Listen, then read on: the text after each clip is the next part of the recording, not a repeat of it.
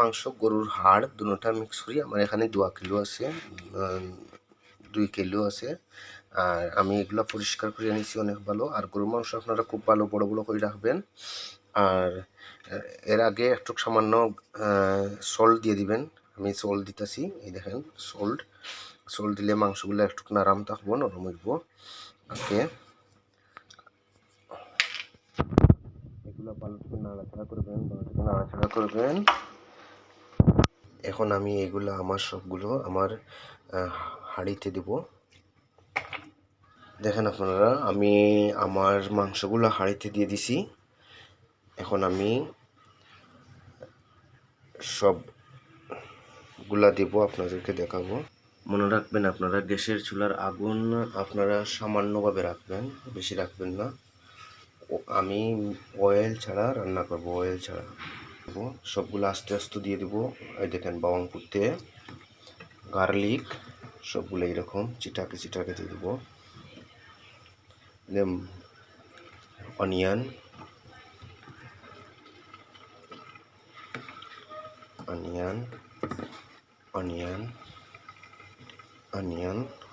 মানে পটেটো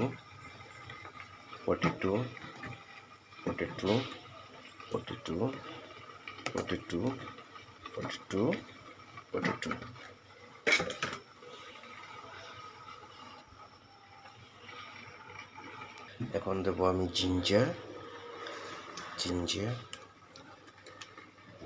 দিয়ে দিছি। এখন দেবো আমি আস্ত টমেটো দেবো।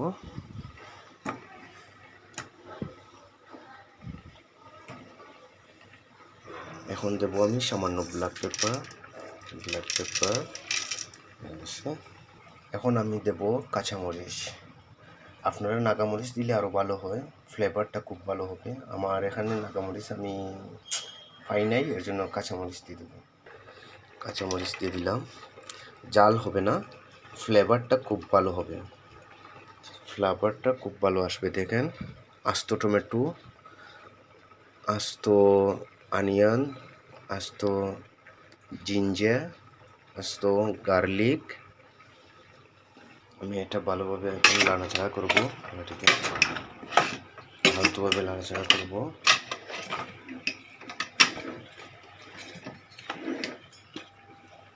এখন আমি ঢাকনা দিয়ে ভালোভাবে ঢেকে নেব।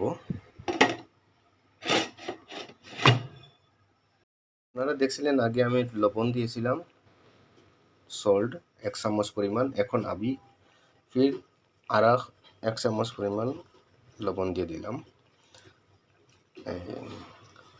খুব সুস্বাদু হবে আশা করা যায়। এখন আমি এইটা আস্তভাবে আধা ঘন্টার জন্য